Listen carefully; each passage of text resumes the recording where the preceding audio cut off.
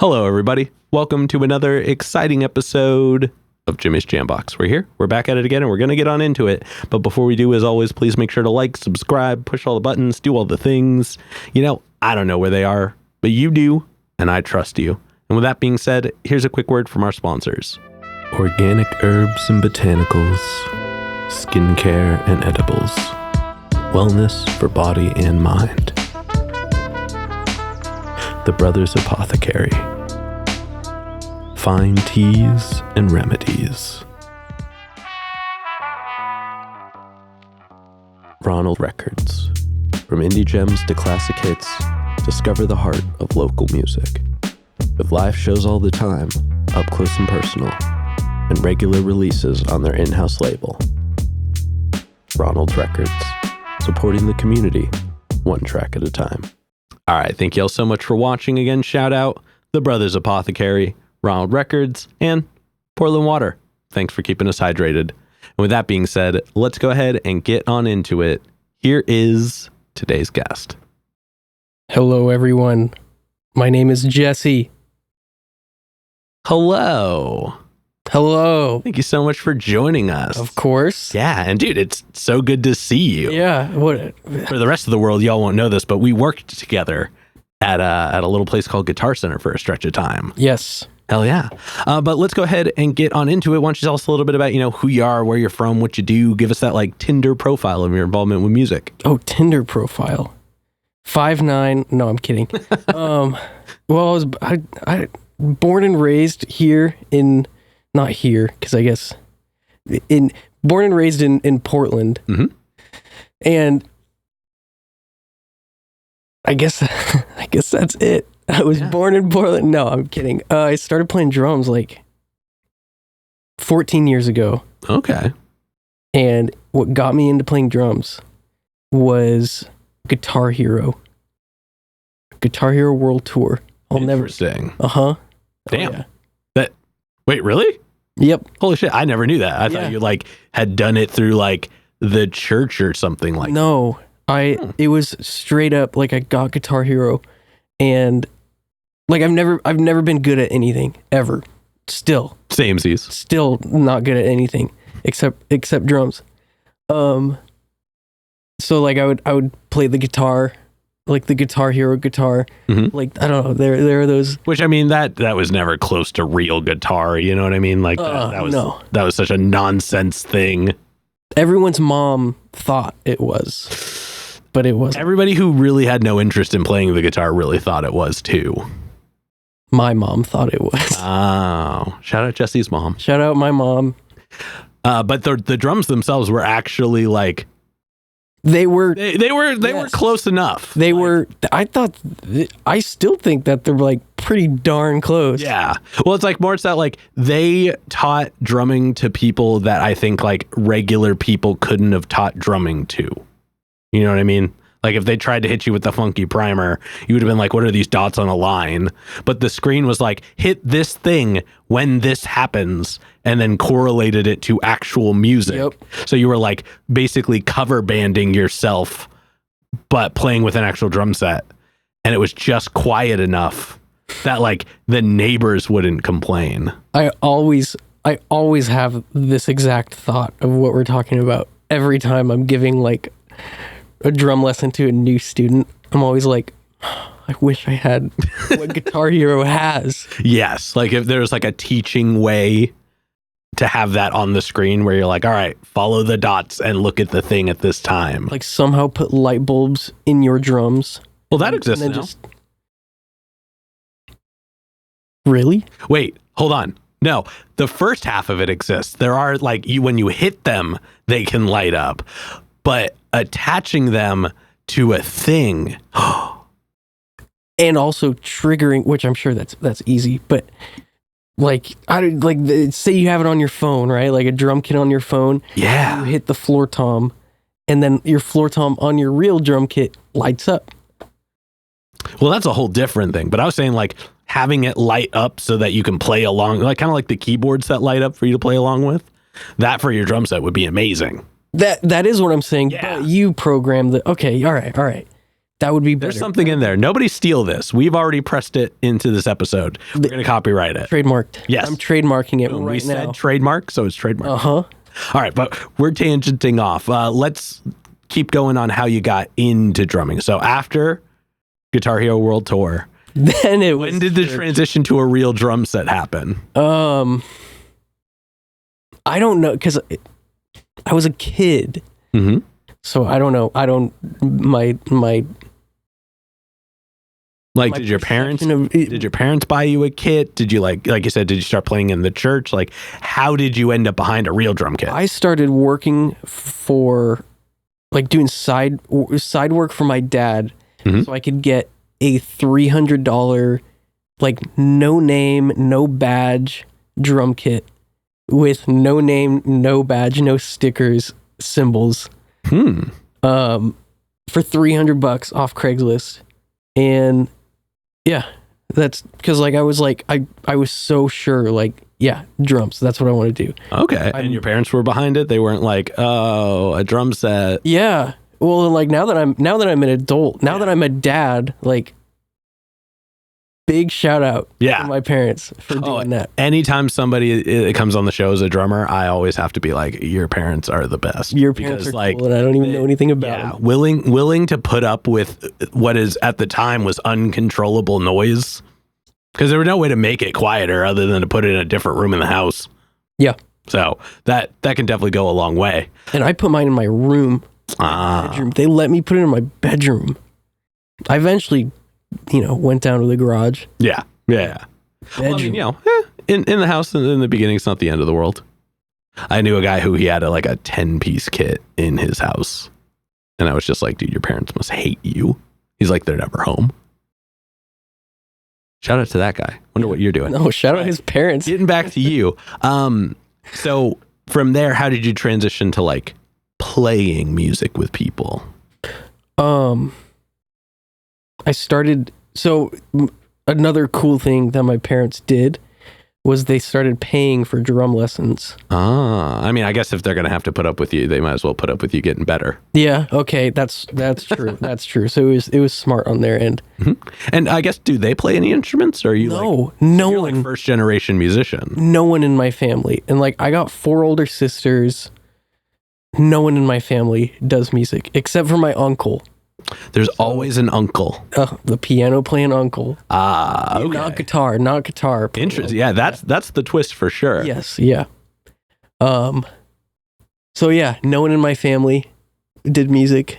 I forgot what we were talking about. No, that was kind of just, but getting back to it. So how did you were taking drum lessons, and then how did you transition into playing with people? I don't know if I remember. Okay, it was probably meet a guy, a friend of a friend of a friend on Facebook who is into the same band as me. Let's say I meet a guy on Facebook who's a friend of a friend of a friend, and he likes Bless the Fall. I see that he likes Bless the Fall. Then we're talking.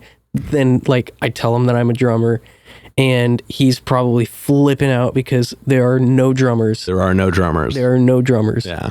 Except for all you lovely drummers out there. Shout out drummers for being drummers. And all you non-drummers out there, you should play drums. Give it a try. Give it a shot. Even if your parents say no. So you're talking to the guy, likes Bless the Fall, and then you're just like, hey, let's jam? No. We take it 10 steps farther than that. We say, you start a band. Yep. And then we meet up and we play. And then that's the last time I ever see that guy. That is how it goes sometimes. I will say this, there's a little fun Jimmy story for you. The first time I ever learned how to play drums me and a bunch of friends decided we wanted to do a like jam for Halloween, and we were going to play a little set. And so none of them could play drums, but we had a drum set. So I was like, well, I'll do it. And we tried to learn Ride the Wings of Pestilence from first to last. And I learned all the drums. No Actually, way. yeah. Yeah, that was the first song I ever learned on drums. No way. And I nailed it. I was doing so good. I put so much effort into this. And then we ended up not doing it at all. Yep. Yep. Yeah. I put so much work into learning how to play the drums for Ride the Wings of Pestilence.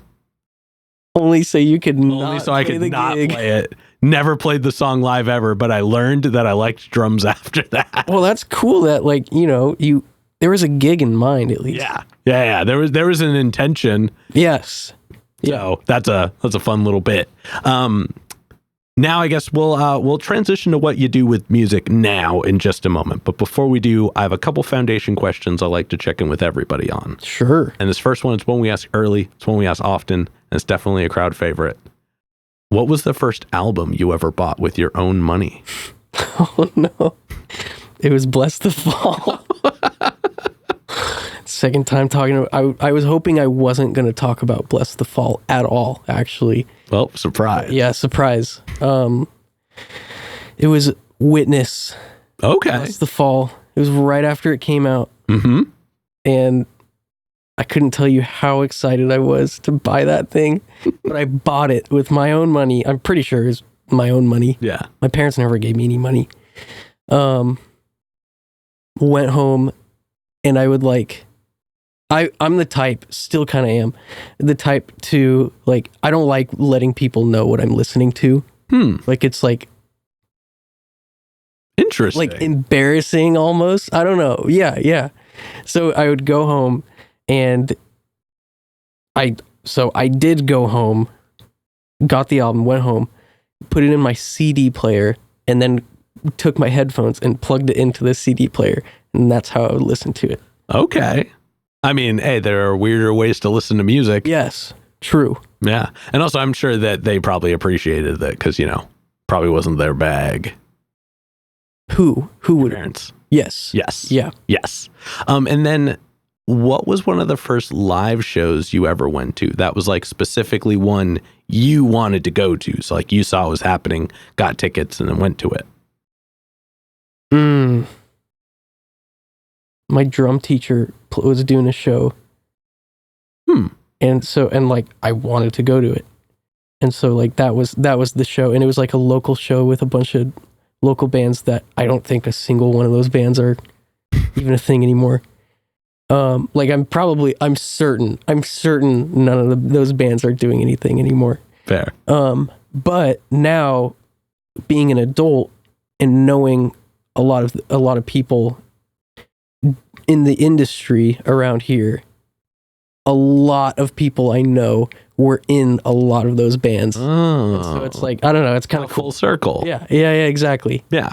And that's kind of just the Portland music scene in general. Everybody, even if they don't keep doing a thing with the people, they keep doing things. Mm-hmm. So that's a cool experience. Yeah, totally. And before we get into the today stuff officially, do you have a defining moment where you decided you wanted to take music more seriously? Yes, when I listened to Under Oath, Lost in the Sound of Separation for the first time. God, I was almost going to say Under Oath so many times as the band you should have said for so many instances. So I'm glad to see that they made it. I feel that was there. Bless the Fall and Under Oath. Mm-hmm. Mm-hmm. Need I say more? Also, shout out Under Oath one time. They shout out Under Oath. I always wonder what they're doing now. I know they're putting stuff out-ish, but I don't know if they put out anything recently. Somebody put that in the comments. But let's go ahead and get on into you in the present day. Yes. Now, usually this is where I would ask most people, how'd you pick the name? But obviously, it's your name. My mom. Yep. Shout out mom. Actually, I think it was my dad. Oh, shout out dad. Shout out dad. Parent. But you drum in many things. And so I guess let's talk a little bit about what you're currently in. What are you doing nowadays as a drummer? I play a lot at my church.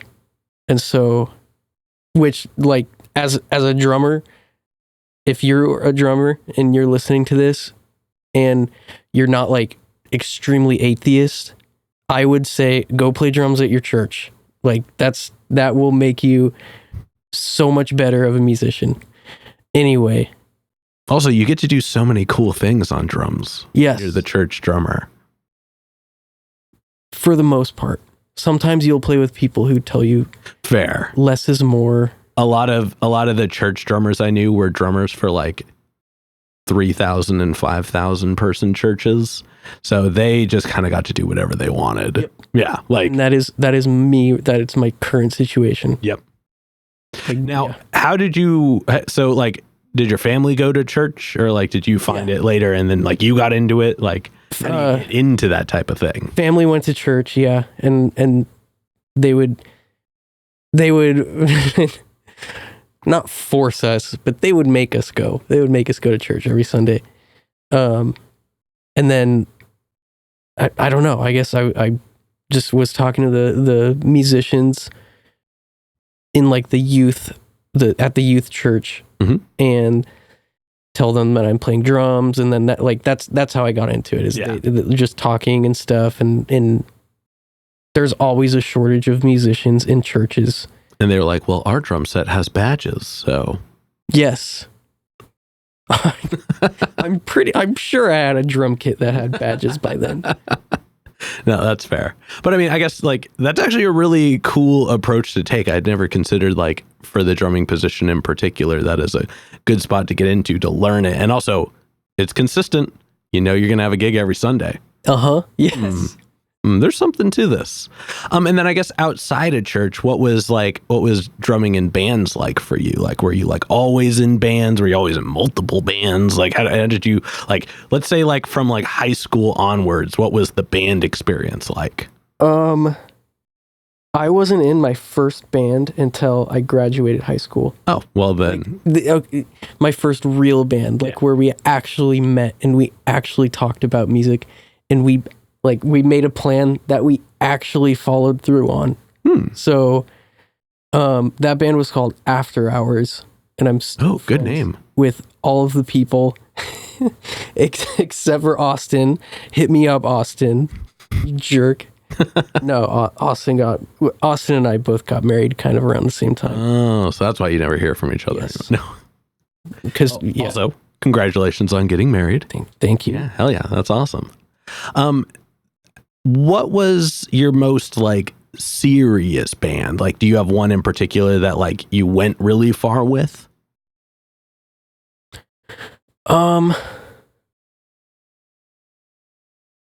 Did you ever tour with any bands? Yes, I toured with After Hours. It's funny because my first band wasn't the first band that I toured with. I toured with Glacier Veins first. And so I think I did 2 Glacier Veins tours, and then an After Hours tour, and then another Glacier Veins tour. Interesting. Yeah. Did Glacier Veins ever play with Ice Queen? No. That would have been so good. Yeah. That would have been so good, just as a bill. But it'd be cold. It would have to be lava. No. Yes. What was when you got out of high school, like, did you jump from band to band, or did you like stay in each one for like a time, or were you like ever in a bunch of them at one time? After Hours. I was in we did After Hours until probably 4 years.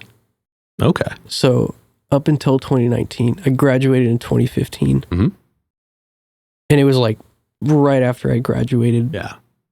Joined this. That was the band you were in when I first met you. Yeah. Okay. Yes. Okay. And I think Glacier Veins. Yeah. Then I joined Glacier Veins, and then that's when I was in 2 bands. Gotcha. And that's like probably, I don't think I was ever in like 3 bands at a time. Okay. But that's who I am. That's what I do. I'm like, I just recently played for Dakota, who is the guitar player in After Hours. He's now the singer of this band called Clarity, So I played a couple shows with Clarity. Gotcha. And so that was fun. Yeah. And have you ever had any time as like a studio drummer for like other people's recordings? Oh yeah. I always record at I got a homie, Justin.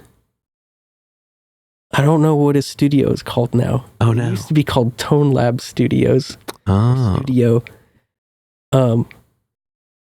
Which he hates that name. And so I think it's just Justin Able Audio or something, or Able Audio or something. Wait, is Justin, does he do sound at Shanghai? I don't know. Is he I doubt it. Is he in a group with is he in any groups at the moment? No. Okay. Because I feel like I know who that is. Pro Tools just posted an Instagram video of him. Maybe that's what I've seen. But like, anyway, I'm getting too far past it. So no, we have to talk about Justin. Oh well, I mean, yes. Please talking about Justin, but Justin's really kind and sweet, and he's got soft eyes. Soft eyes. But I guess getting back to you as a studio experience. Yeah. That's how did you like? Do you just wait for people to hit you up? Were you like one of those people that kind of outreached for it? Like, how did you come across that, and what does that like usually look like? I haven't done like a crazy amount of studio work, but I have had being like one of only 3 drummers in Portland. I would get hit up from people who would like, a lot of these people are like solo artists who don't normally have real drums on their tracks. And so they would hit me up because they want real drums on their tracks, but like the drums that they wrote weren't really like drum parts. Yeah. They were like, they were just glorified metronome. Yeah, exactly.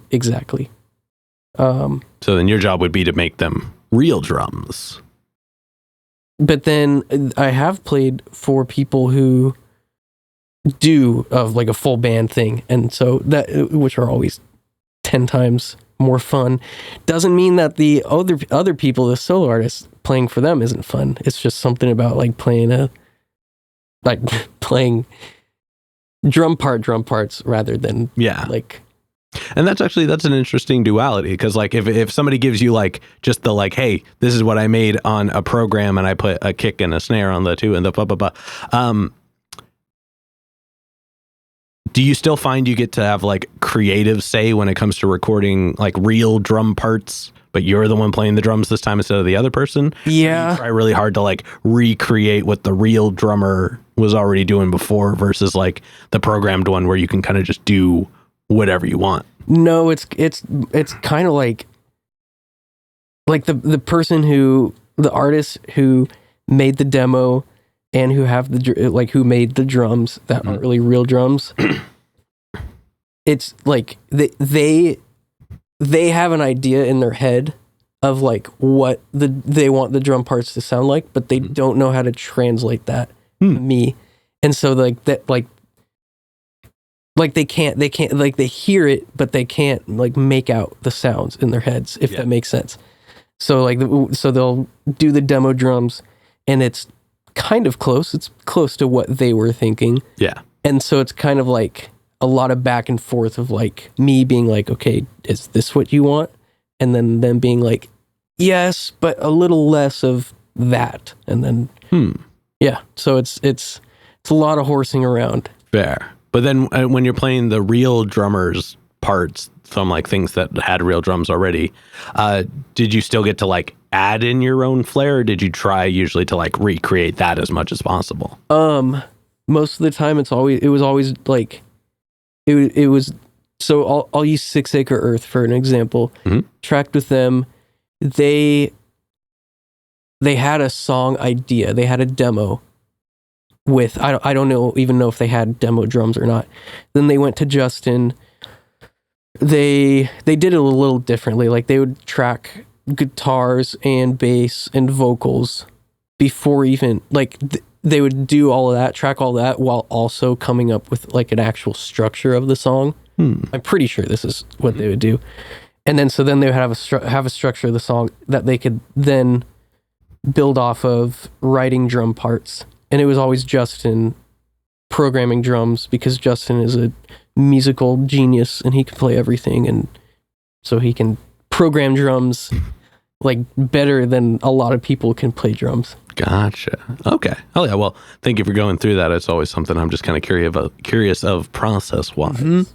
But let's get back into some of these format questions. And this is going to be a little off the rails for just the gist of it, because I didn't prepare my usual notes. I'm more just kind of wanted to hear your experiences. I'm special.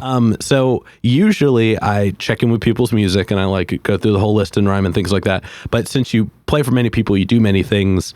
I would like to know, what were some of the songs that you really enjoyed playing on drums just through your time in bands? There's a Glacier Vein song called Nurture, Noichi. And that one, I don't know, it's just a cool song. It's got a cool beat, the guitars and the vocal, the vocal rhythm. I don't know. It's I'm not doing crazy drum stuff on that. It's literally it's the snare on 2 and 4. Yeah. Yeah, so stuff. Simpler drums, but the rhythm of the track itself. It's listening to the White Stripes. Gotcha. Very simple drums, but yeah, the beat of the song is I don't know. No, that's rad. It gets you hyped up. Oh yeah. I guess then, what was the most complicated song you ever had on drums?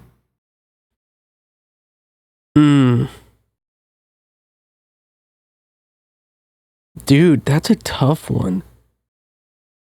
A lot of the gospel stuff we've been playing at church, and now, which, yes, oh my goodness. Sometimes it's hard. It's tough stuff. There's an After Hours song that I do I don't know. If it's hard for me, then I probably don't want to track it. That's fair. Well, I mean, I guess what was one where you had to put the extra effort in to get it down, but then once you got it, you were like, this is cool. Okay, thank you. Yeah. And it's an After Hours song, and I don't remember it. We did a single called I think Summer, and the song's called Summer and Sorry That I'm Still Here, I think. One of those songs has. It's in the second verse, and I do this cool hi-hat to rack tom to floor tom to a flam on the snare, kind of a sweep, a sweepy beat, I guess. I don't know, it's a lot of, it's really fast moving, but I remember finally getting it down and just being so stoked on it. And I feel it unlocked something that then I could do the same, sticking other spots on the drum kit. Yeah, once you have that, you're boom, now I can translate this other places. Yep. It's when I learned the Tool beat, the infamous one, that once I figured that out, I was wait, what if I do the feet parts with other parts of my body? Yeah. And I was and then your ears are just Yep. Oh wait, hold on a second. No. So yeah, no, I could dig that. And then let's we're gonna jump to a fun one. We're gonna take a moment, we're gonna kind of zoom out. And we're gonna look at kind of music as a whole. I'm down. And for this, you can either think of if you're one of those people that is always listening to new music, you can answer it from that angle, or at the very least, music that's new to you. But what are some of the things about newer music that you enjoy and you're finding either just inspiration or just fun in right now? My little brother just posted something. This is literally yesterday. Oh, hell yeah. Just posted something of a band that he listens to, and it was like, it's like straight up the first time I've ever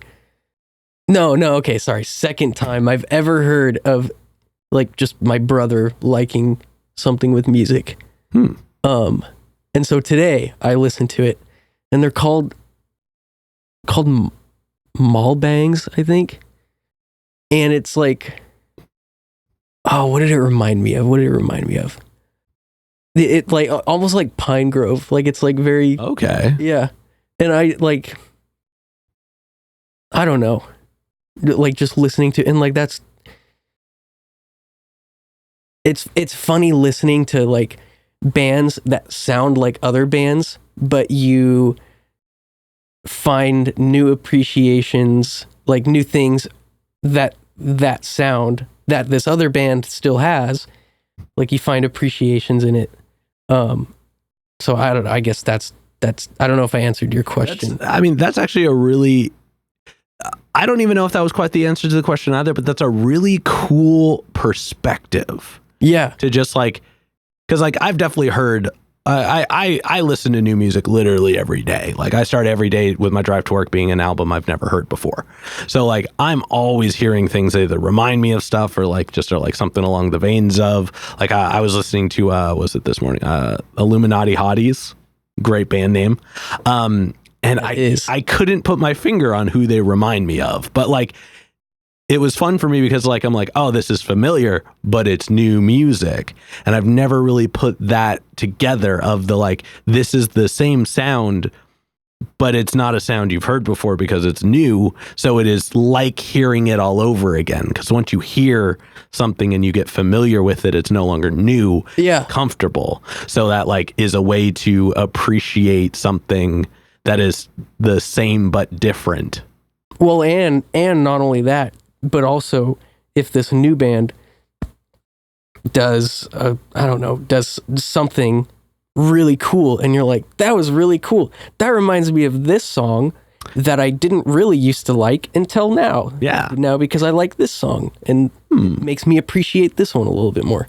That is a really fun take. So even I'm not even sure if that would be the answer, but that is a great answer. But it's the answer now. We're going to count it for sure. I love that. Let's see, before we officially get into the middle part or the next part, I mean, like I said, we've known each other for a while, and like I've always kind of just respected you as like a person who does music because you've always been really in it. What are some of your just like outstanding moments in music that like really like matter to you, or like moments that like kind of defined your like passion for music?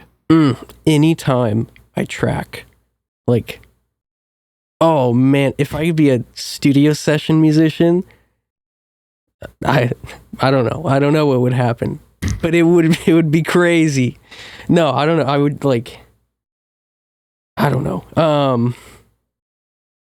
Anytime I track gets me stoked, and I feel like it, like, I don't know. It mentally takes me to the next step, if that makes sense. Yeah. But outside of that, playing the Electric Ballroom in London, sold out. That was crazy. And that was a fun show because it was the end of the tour. We did this,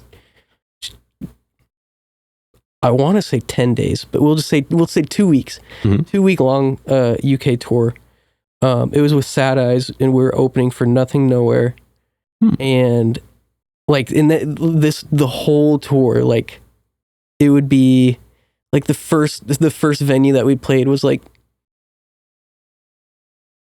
I don't know, 300, 400 cap venue. And then the next venue would be like 800 cap venue.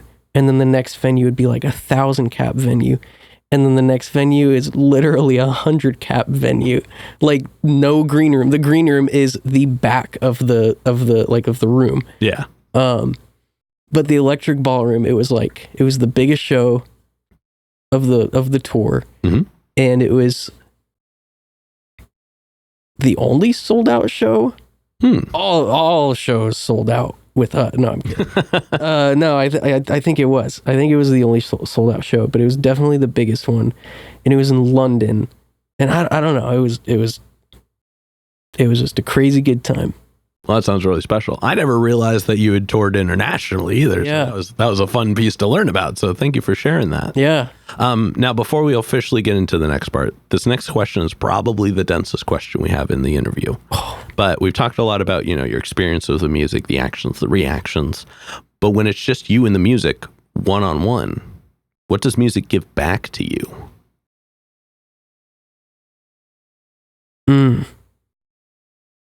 Freedom, first off, but I feel like anyone could say that. Kind of like what we talked about, like finding new things to appreciate. I don't know. It's like if you ask me what do I appreciate about watching a good TV show, I don't know. Because there's so much going on in music that it's like, so all right, that is my answer. Finding new things in music, in whatever it is that I've listened to 100 times already, finding new things that stick out to me.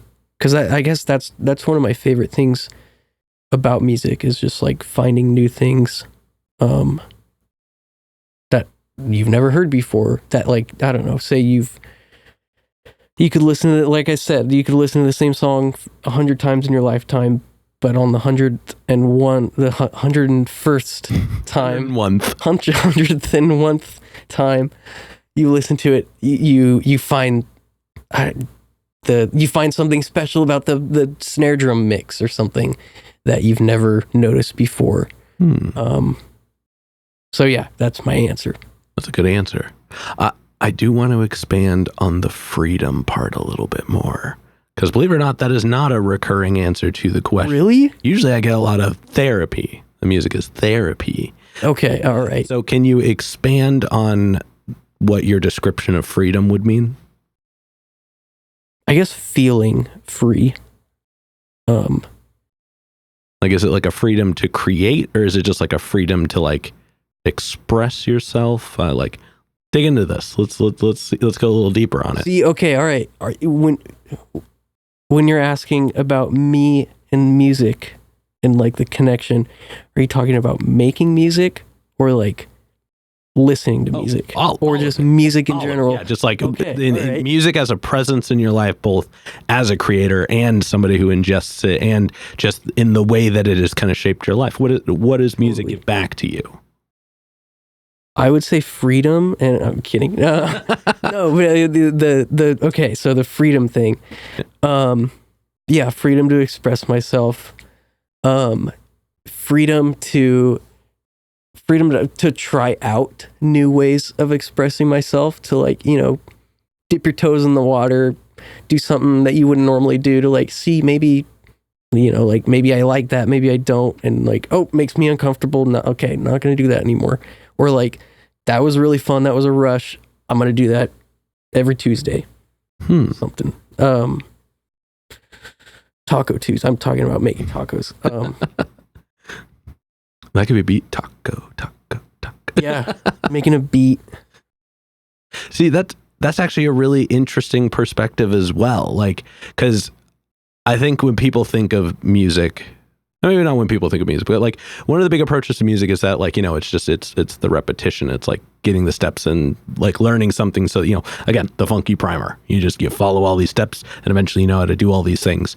But then there is a threshold that you cross where suddenly all of the things to do so well that for it to be new, for it to be engaging, you have to start doing things that are outside of the realm of how it's been presented to you.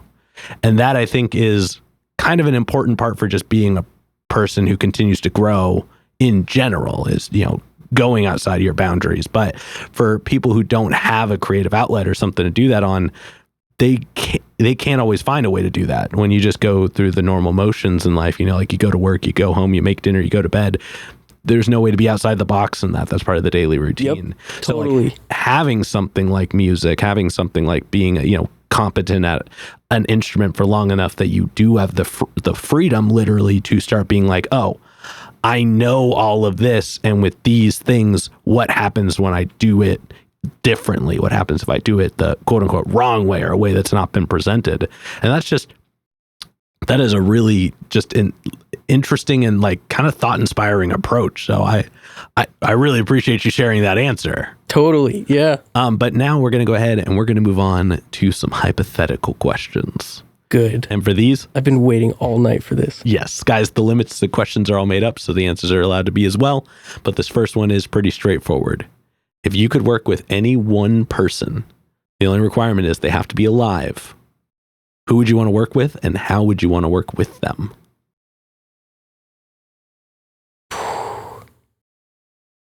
Can I make Dave Grohl and Tom York arm wrestle? No, I'm kidding. Dave Grohl would definitely win.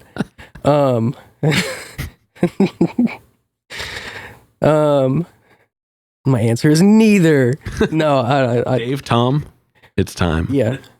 Dave, Tom, if you're watching this. Oh, I'm sure they tune in. Yeah. Tom York does. I asked him. That's a tough question. You know, let's make this a two-part question then.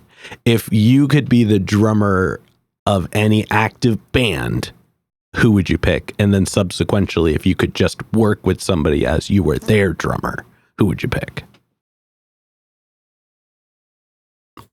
Active band Yeah. as of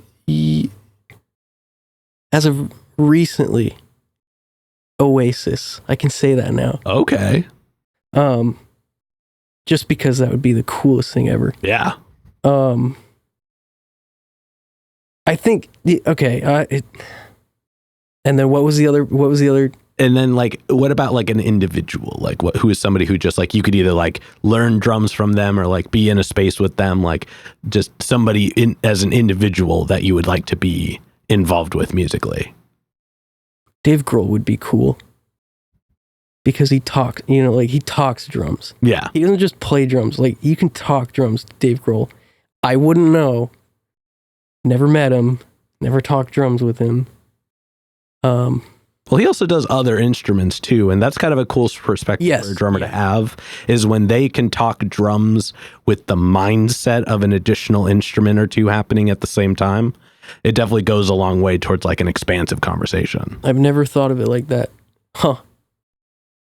If only I knew. If only I played another instrument. Nah, it's okay. You should stick to drums. You're very good at it. Yeah, I'll stick to drums.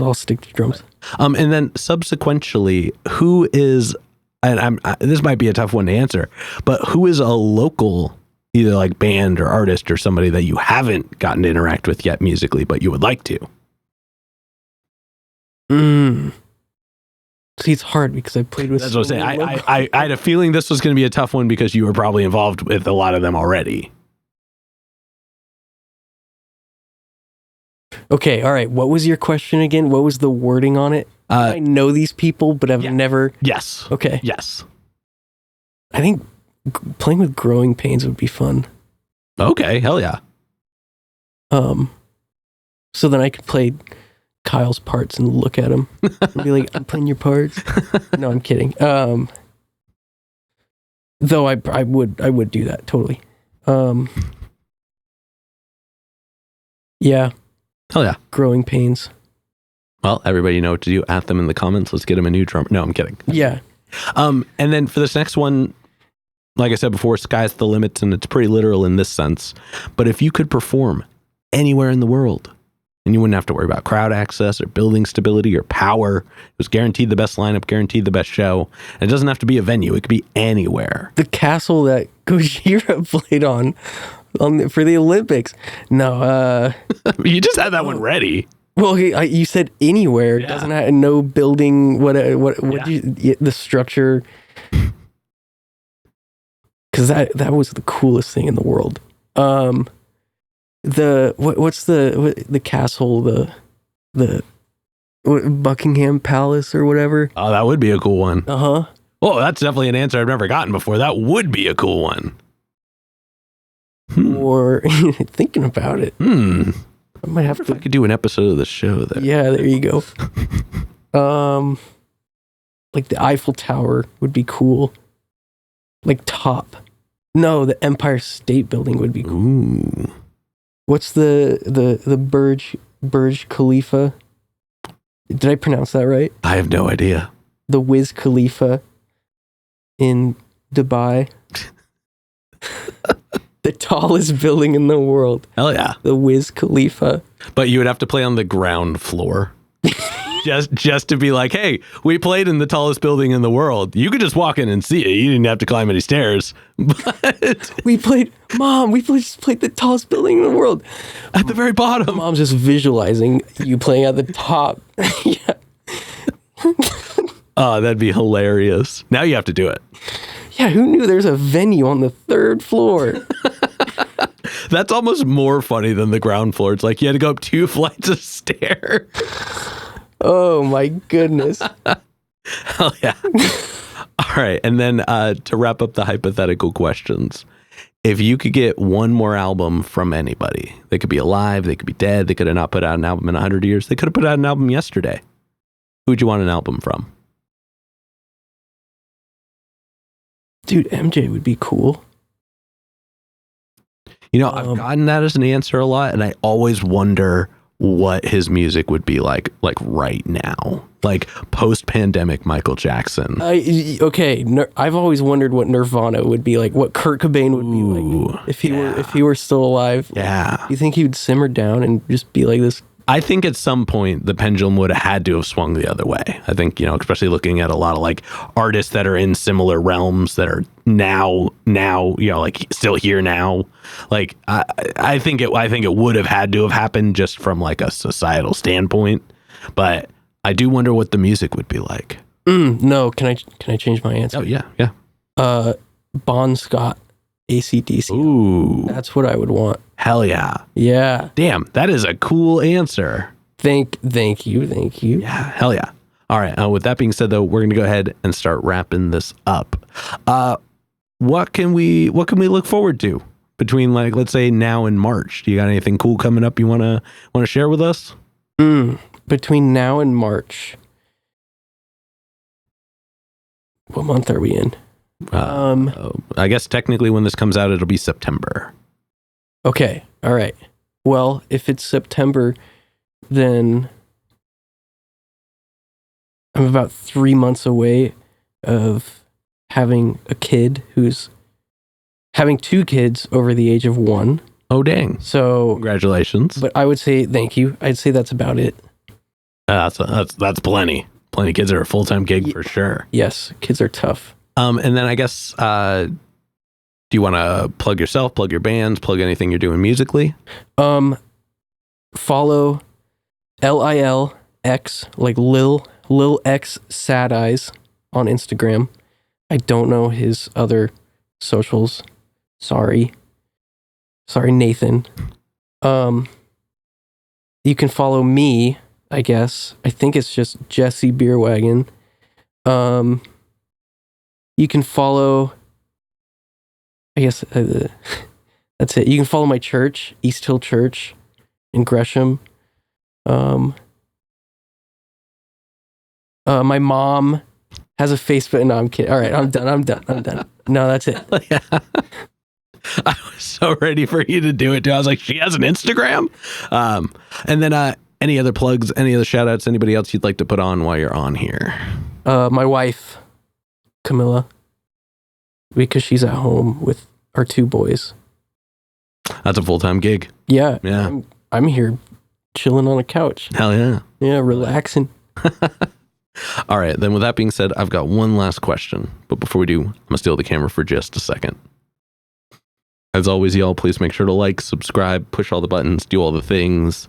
I don't know where they are, but you do, and I trust you. And one more shout out to the Brothers Apothecary, Ronald Records, and Portland Water. Thanks for keeping us hydrated. And with that being said, the final question. And this is entirely up to your interpretation. But what is an album you feel is more on the obscure side? It's a deep cut. It's one not a lot of people would know, but it's one you think everybody should know.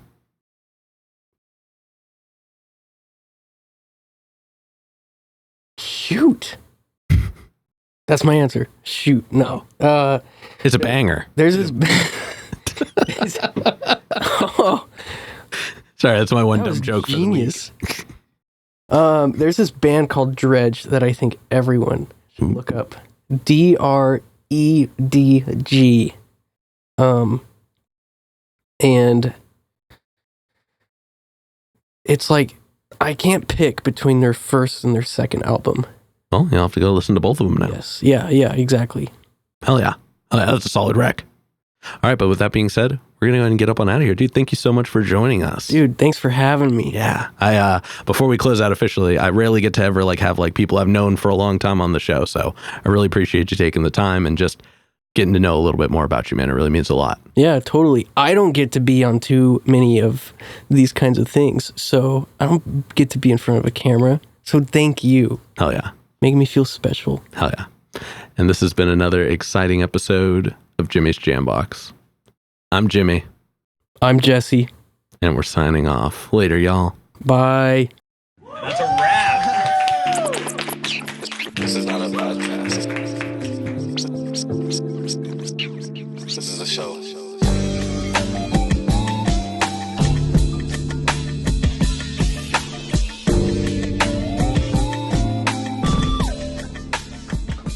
Keep jamming.